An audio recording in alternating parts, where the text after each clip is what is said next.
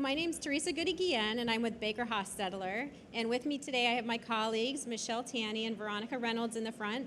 And they have cards here, so if you have any questions for us that you might not want to ask publicly, feel free to put them down and we will respond to them, an email or phone, and we'll also be around the corner in case you have any questions. So first, so you got contacted by the feds. So first, we hope this does not happen to you. And we know that it did happen last year to one of the speakers here. Like we said, we hope it doesn't happen to you, but if it does, don't worry. There are people like us who can help you through that. So the feds, who are the feds?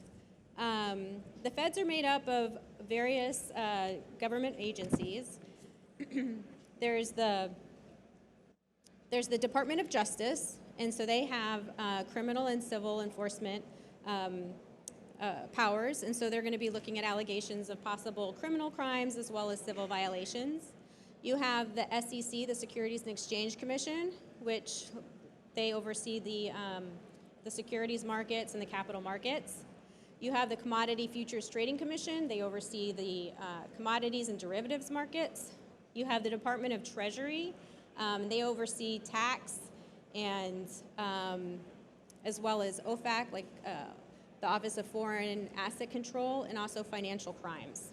And so those are our general players, and they really have overlapping jurisdictional reach. So we're going to start with the SEC. As I said, one of the speakers here was subpoenaed last year, and the subpoena came from the SEC, so we'll start with that agency. So who is the SEC? The SEC generally oversees capital markets, and so that's fundraising. Whenever you take money from somebody else, you have obligations to those people. The SEC has 3 different missions, and it's to protect investors, to facilitate capital raising, fundraising, and also to make sure that there's fair and efficient markets, which is to make sure there's there's an even fair playing field for everybody in the capital market space. And they basically regulate all of the different participants. And so this is companies who are raising money. These are exchanges where different securities are traded. Brokers, if you exchange securities for other people. For dealers, if they do it on their own account. And what are securities generally? Securities are stocks and bonds as you traditionally think about them, but they're also things that you don't aren't as intuitive. And so it's evidence of indebtedness. It could be an investment contract. So there are various things that constitute a security. Now for securities, they either have to be registered. So think about an IPO or exchanges. Those are registered securities. And so there's these disclosure requirements. And then if it's not registered, it has to be sold pursuant to an exemption from registration. And that's where you see a lot of the SEC action in the crypto space. So the first real kind of crypto-related guidance they gave was the DOJ Report. And so it's a 21A report. Basically, if the SEC sees that there's something going on in the industry and they think that a lot of people might be violating the law, they issue one of these reports that basically puts you on notice and says, hey, digital assets might be securities, be on the lookout, you need to do an analysis. We think a lot of people are violating the law. So that was the DOJ report in July 2017. And then they brought their first action in Munchie just a few months later, and that one was saying that basically these securities were being bought and sold and they weren't registered, and they didn't fall under an exemption, and so therefore it was unlawful. Since then, they've come out with some guidance. This is staff level guidance, it's not commission level guidance. So it's just the staff basically saying, when we see a digital asset, we are going to analyze it under an investment contract analysis. And that analysis comes from a 1946 case, and it refers to the Howey test. So a lot of you have probably heard about the Howey test, and that's where it comes from. So the Howey test is basically first an investment of money, and money can be actual money. It could also be it could be crypto. It could be labor in some instances, and sometimes it's free. So even if you get something for free, but there's some sort of quid pro quo, like you're going to do something for them in exchange for this free thing, that's considered money. Second, there has to be a common enterprise, and that can be vertical, which means the issuer, the person who issues the crypto, and then the person who purchases it. Or it can be horizontal, which is among all the different purchasers. Third, there has to be an expectation of profits based on the managerial efforts of others. And this is why this is the part of the analysis where a lot of people indicate that they don't think that theirs is a security, is because you have to have all three of these prongs to have a security. And most people argue that they do not have this third prong because of decentralization. So again, the third prong is basically that a purchaser of the crypto would think that the crypto value will go up based on the efforts of somebody else. So if there's sufficient decentralization, which means that the community itself is acting all together, there's no single person who's being relied on to increase the value. It's the community in general, which would defeat this third prong and render it not a security. And so that's the most argued about prong here. So when it comes to enforcement, which is why we're all here, when the feds do come for you, the SEC has doubled its staff in this area to bring more enforcement actions. And we've already seen the start of that. And especially with the Coinbase case, which really sent shockwaves through the industry, because the SEC brought a case alleging insider trading of tokens, some of which are traded on Coinbase. What does that mean? Okay, so that means that the SEC has concluded some of the tokens being traded on Coinbase are securities. What else does that mean? It means that the issuers of those securities, if they did not register their securities, or their tokens, which they did not, are violating the Securities Act. What else does that mean? It means that Coinbase is an exchange where people are buying and selling securities, allegedly, and they're not a registered exchange, which would make Coinbase, an unregistered exchange. So that one case for insider trading tells you a lot about what the SEC is thinking in their enforcement. So the CFTC, the Commodity Futures Trading Commission, we'll only spend a second on this because their enforcement authority is pretty limited, and they really only go after fraud and manipulation, not like the SEC that goes out after unregistered securities. And really all you really need to know here is that they've taken a very broad definition of a commodity, and so it does cover Bitcoin and other virtual currencies. The CFTC and the SEC have taken the position that something is a commodity and a security at the same time, and therefore you are somehow expected to comply with both regulatory regimes, and neither one have been willing to give up their jurisdiction. So the DOJ. Sorry, I have too many things in my hands. So the DOJ. When does the DOJ usually get involved? So if any of this stuff happens over the wires, these transactions, so think phone calls, emails, text messages, anything like that, that implicates wire fraud. So that's how the DOJ gets involved. And then if you're working with more than one person, because you're probably not emailing yourself, well then that's a conspiracy. And so that's how you get more of the DOJ and the criminal cases is because of wire fraud and conspiracy. And there have been a renewed focus here on corporate crime. So the DOJ even recently has been discussing how it's really gonna kind of double down and focus on corporate crime.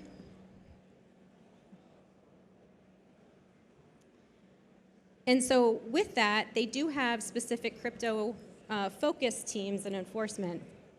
Most recently, it was just last week that the DOJ had responded to the president's executive order calling for different reports and to give a report on how it assessed the crypto industry, different risks, and what its recommendations are.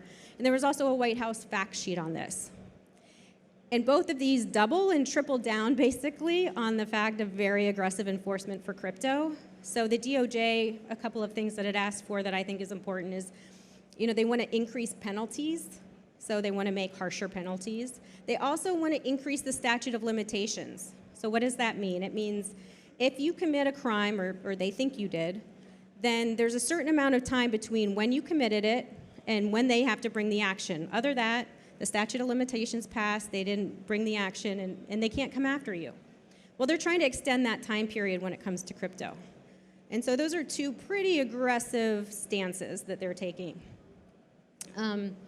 They also have the NCT, which focuses on criminal misuse of cryptocurrencies. They created a digital asset coordinator network. This was in the recent report. It really does, which solidifies their efforts that they're putting a lot of resources here. So we saw that with the SEC, and now we see it with the DOJ. And so here I just have some of the cases, but bottom line here is you can see that the DOJ is following suit with the SEC to commit resources to go after crypto-related crimes.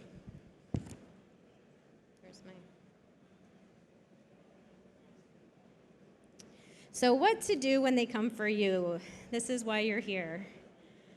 So SEC sweeps, one way they might come for you. One way you might hear from them is the SEC.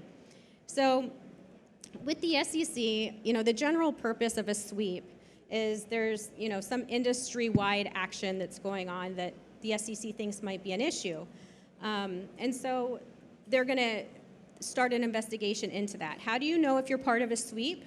Well, there will be a subject line, and it won't say subject line Teresa Goody Guillén, which says they're investigating me.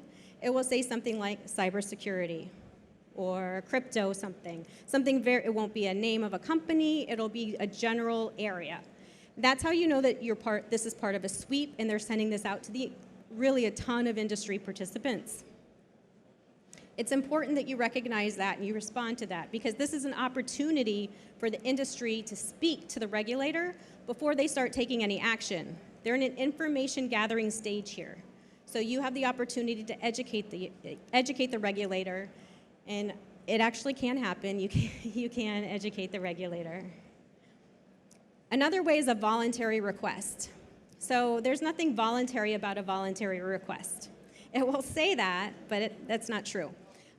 We really generally do not recommend that you just ignore voluntary requests. These will look a lot like a subpoena, but this is kind of they're asking you to provide information. If you don't provide it, they'll just go get a subpoena. And so if you don't respond to these, then you're going to have to respond at some point. But if you do respond to these, if you have a lawyer who comes in and talks to them, they can negotiate and narrow the scope. You also create this relationship with the regulator, and they're going to be a lot easier to deal with, and you get that goodwill rather than if you force them to go get a subpoena. If you tell the regulator to pound sand, they're generally not going to be very forgiving and work with you going forward. Then there's subpoenas. So what is a subpoena? So there's one for testimony, and there's one for documents. But of course, it'll say it in Latin. Us lawyers, we love Latin. But generally, that's what it is. It's for testimony or documents. So this means basically, if you get one of these, the government has reason to believe that there's some conduct that might be unlawful. And at this stage, it is hard to know whether or not you are the specific subject of the investigation, or if you are a witness to some investigation that they're doing into somebody else. Sometimes you can tell by the subpoena, but not always. Responding to subpoenas. This is probably one of the most important slides. So, tips in responding to subpoenas. The first is you really want to get a defense lawyer, and particularly because of how important securities are in this space, you'll want them to be have a securities expertise. And so this will make sure that you respond, specifically how you should, and you understand what all your obligations are. And they'll help you with what kind of information that you have to know, what kind of information you can withhold based on certain privileges. They can also negotiate the scope. So if you get a subpoena that says this is due, in a week, it's very rarely do you actually have to respond in a week, or if it tells you to show up in a week. But it is important that you call the regulator as soon as possible to talk to them about that. So the second is to understand what is considered privilege, and this is something that your lawyer can help you with. So you don't just hand over all your documents, right? Like some of them are protected by the attorney-client privilege, some of them might be work product. You can also waive rights here. So suppose the regulator asks me for all of my social media accounts. If I just write that on a piece of paper and I hand that over, that could be considered testimonial. And what's the implication of that? Why is that bad? Because I might just have waived my Fifth Amendment right against self-incrimination and not have even known it. So you have to be really cognizant and aware of what all these privileges and rights are to make sure that you're not actually waiving rights that you have. And also with privilege, if you're involved with a company, there's company privilege, and then there's the personal privilege.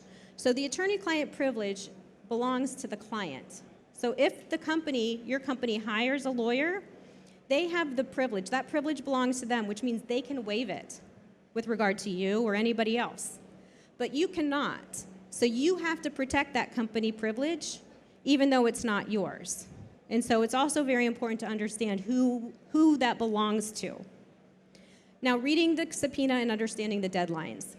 Usually I get a call that says, I was supposed to show up at the government 2 weeks ago and respond to the subpoena.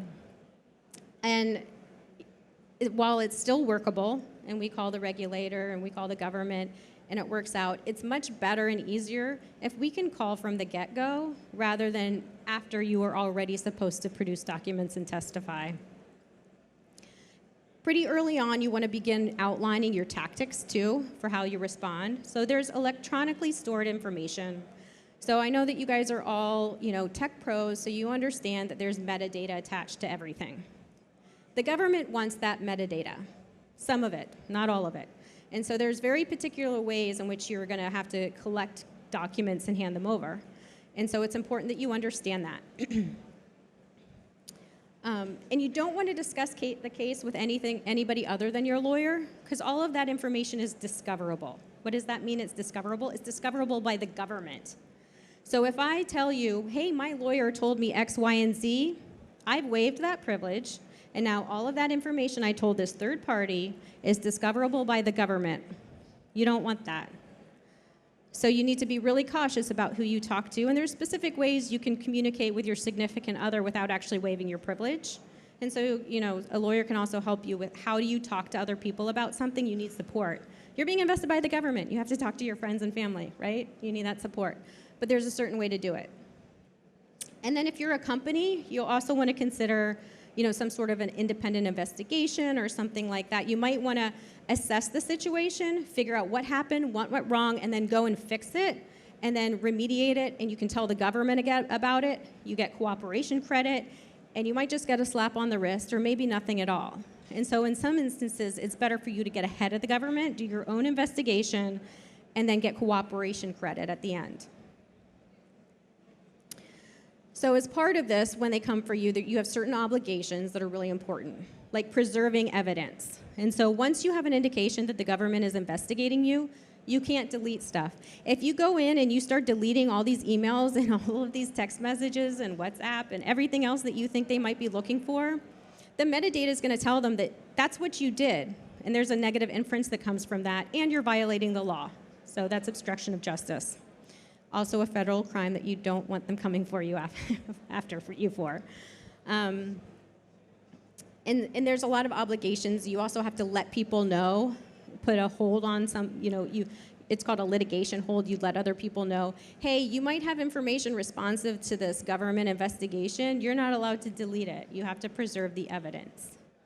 And if you're a company, you really do want to keep your auditors informed. So a lot of people think they want to hide it from everybody.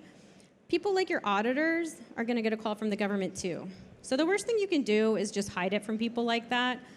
Generally speaking, I'm not making any just overarching statements that you should take, but everything is facts and circumstances. But as a general matter, you want to keep people informed. So the top tips. So these are my favorite. So ask for permission, not forgiveness. So the government, especially the SEC and the DOJ, as I just went through all of their enforcement, right, they're not going to give you forgiveness. So it's really best to ask for permission first.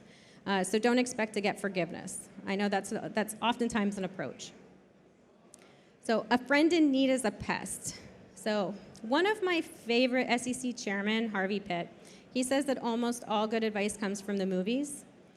And this is actually a really good advice that comes from the movies. So in Wedding Crashers, Vince Vaughn says to Owen Wilson, a friend in need is a pest. And so with that, you don't want to go to your regulator for the first time when you need help from them because they're going to see you as a pest. You want to get to know your regulator beforehand and speak with them. And part of that is through like providing information and educating them. Third, calling a tail a leg doesn't make it one. So this comes from a riddle that actually Abraham Lincoln gave to Stephen Douglas at their debates in 1858. And Lincoln says to Douglas, you know, if a tail is a leg, how many legs does a dog have? And Douglas says, well, that would be 5. And Lincoln says, no, just because you call a tail a leg doesn't actually make it one. There's still only 4 legs. And so just because you say it's not a security doesn't mean it's not one. And so this is really a facts and circumstances test. And it really depends on what the actual economic realities, what the truth of the transaction is to determine whether or not it's actually a security. If everyone else, this is what your parents say to you, if everyone else jumped off a bridge, it doesn't mean you should. And with that, I mean, just because everybody else in the industry is doing it, it does not mean that the government will not sue you and that you will lose. Trust but verify. So this is one of my favorite sayings by, it's actually sage advice by President Reagan. And I think it's pretty sage advice for just about all commercial transactions, right? You always want to verify. Well, when you're giving information over to the government, you're putting your stamp of approval on it, and you're attesting to its truth and accuracy. So while you do want to trust that it's accurate, this is really something you need to actually verify. You've got to be careful if you don't know where you're going because you might not get there. So this is from Yogi Berra, also gives really, really great sage advice. When you're launching your network and it involves a digital asset, oftentimes one of the most salient factors, important factors in determining whether or not it's a security is whether it's fully functional upon launch of the network. So there's certain things that really need to be present when you launch a network to keep it from likely being considered a security.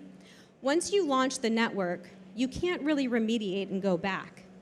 And it's much easier to launch a network with a non-security than it is to launch a network with a security that then you argue morphs into a non-security. It's a much more difficult argument. It's dangerous to play a game without knowing the rules. So when the feds come for you, when they send you something, there's a lot of rights and obligations, some of which I've spelled out here, and you really need to know the rules of the road. So you don't want to play a game without knowing the rules. How are you going to know what your rights and obligations are if somebody there who doesn't know the rules to inform you? And then finally, don't gamble without knowing the stakes. So when you make actions, you take actions, or you decide not to act, or you make different decisions, all of those are basically gambles. So you really need to know the pros and the cons of each of those. You ultimately make the decision, but you need to know what the results, what the possible impacts of your decisions are before you gamble with them.